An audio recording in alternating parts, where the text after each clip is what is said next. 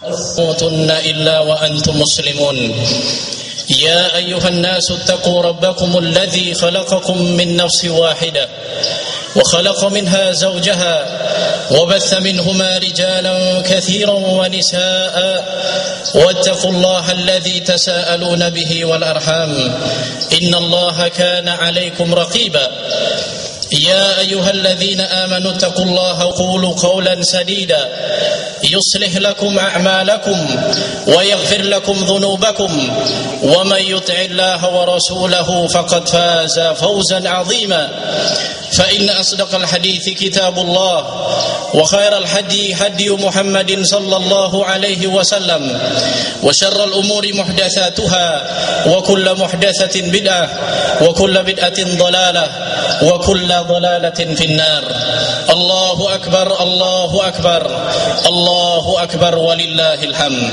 Hari ini, di pagi ini, di bawah langit yang tiada bertiang, di atas bumi yang membentang, kita semua berkumpul untuk ruku, sujud dan menundukkan seluruh jiwa dan raga kepada Rabb, pemilik sejati langit dan bumi, pemelihara semua yang ada, Al-Malik, sang raja di atas segala raja, Al-Khaliq, sang pencipta semua dari tiada.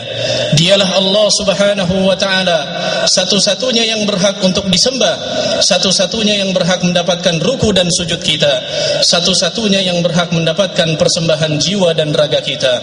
Allahu Akbar walillahil hamd. Hari ini kita bergembira bukan karena telah berpisah dengan bulan tercinta Ramadan yang penuh berkah, bukan karena merasa terbebas dari kewajiban saum di dalamnya, sama sekali bukan. Namun kegembiraan kita adalah karena Allah Azza wa Jalla telah menolong kita untuk menyelesaikan kewajiban padanya di bulan Ramadan.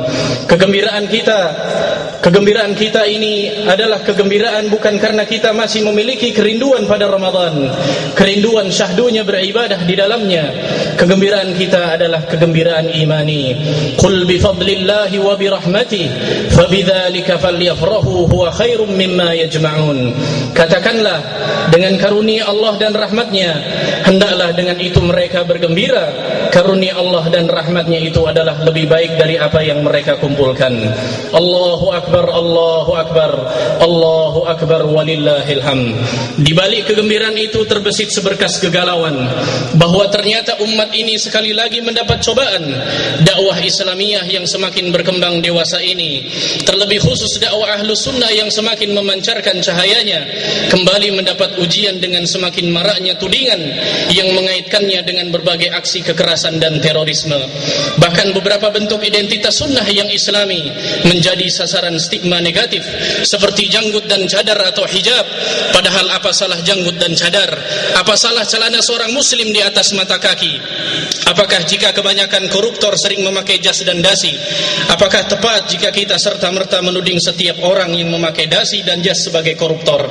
Islam, ajaran yang mulia ini, yang mengajarkan arti sesungguhnya dari kemanusiaan, justru tertuding oleh pihak-pihak yang justru selama ini tangan-tangan mereka telah berbelepotan darah kaum muslimin. Sungguh suatu ironi yang memilukan sekaligus memalukan. Sungguh Al-Quran telah menyerukan seruang paling manusiawi dalam perang sekalipun. Wa in ahadum minal musyrikin istajaraka fa'ajirhu hatta yasma'a kalam Allah thumma ablighu ma'mana dzalika bi annahum qaumul la ya'lamun. Dan jika seorang di antara orang-orang musyrikin itu meminta perlindungan kepadamu, maka lindungilah ia supaya sempat mendengar firman Allah, kemudian antarkanlah ia ke tempat yang aman baginya. Demikian itu disebabkan mereka kaum yang tidak mengetahui. Sungguh Islam adalah ajaran perdamaian, dan kedamaian telah diserukan sejak fajar kelahirannya. Bahkan Islam dengan syariatnya yang agung telah menggambarkan peta kehidupan bagi manusia agar mereka dapat sampai pada dunia yang aman, damai dan bahagia. Bukankah lafaz Islam sangat dekat dengan Assalam yang berarti perdamaian, yang keduanya memberi makna ketenangan, keamanan dan ketentraman. Begitu juga, bukankah salah satu di antara nama Allah adalah Assalam, salam, yang berarti pemberi keselamatan dan keamanan, dengan apa yang disyariatkannya berupa nilai dan manhaj dalam kehidupan ini. Pembawa risalah ini Muhammad sallallahu alaihi wasallam pun oleh Allah yang mengutusnya dikatakan sebagai rahmat bagi alam semesta.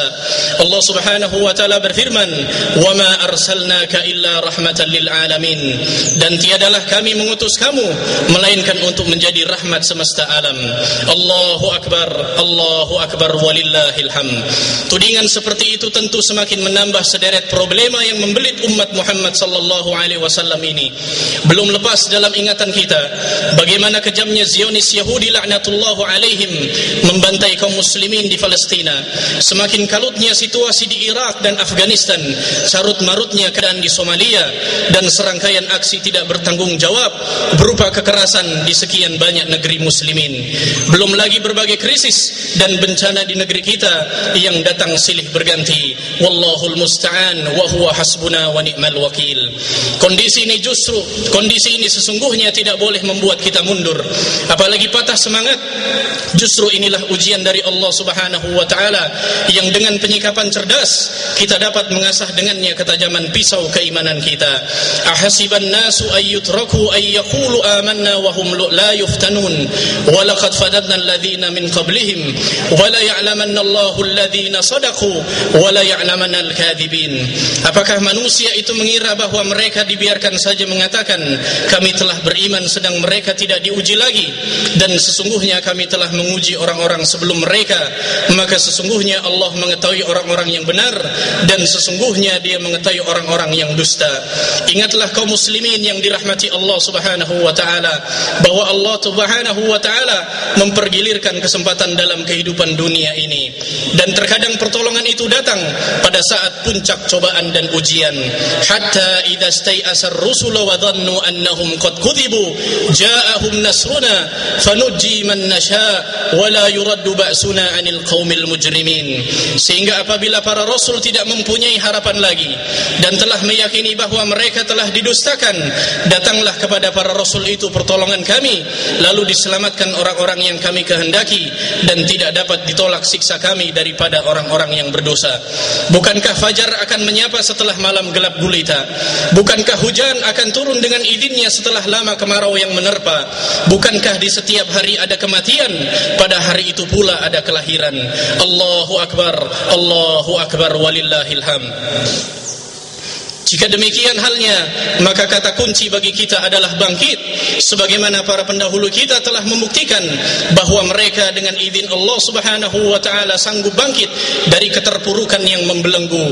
Bukankah Salahuddin Al-Ayyubi rahimahullahu taala bangkit membebaskan Al-Aqsa setelah 90 tahun lebih dalam penjajahan kaum salibis? Bukankah Sultan Mahmud Qutus rahimahullahu taala bangkit memporak-porandakan kekuatan penjajah Mongolia dalam perang Ainun Jalut tahun 658 Hijriah, hanya beberapa tahun setelah bangsa Mongol membantai kaum muslimin di Baghdad? Bukankah Sultan Mahmud Al-Fatih dengan gilang gemilang bangkit menaklukkan Konstantinopel sekaligus membebaskan penduduknya dari kekejaman dan kezaliman Romawi beberapa tahun setelah kaum muslimin dihabisi oleh kaum Nasrani di Andalus? Allahu akbar walillahil hamd. Demikianlah umat ini akan selalu bangkit dari setiap keterpurukannya dengan izin Allah Subhanahu wa taala melalui sebab para mujahid dan mujaddidnya. Dalam riwayat Rasulullah sallallahu alaihi wasallam menyebutkan, la tazalu ta'ifatan min ummati qa'imatan bi amrillah la yadurruhum min khadalahum aw khalafahum hatta ya'ti amrullah wa hum zahiruna 'alan nas. Selalu ada kelompok dari umatku yang tegak di atas perintah Allah, tidak memberikan mudarat orang yang menghinakan atau menyelisihi mereka sampai datang keputusan Allah dan mereka mendapat pertolongan atas manusia.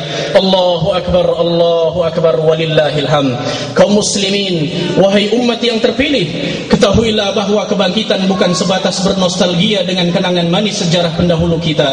Kebangkitan bukan duduk berbangku tangan. Kebangkitan adalah bergerak, bekerja dan berdoa.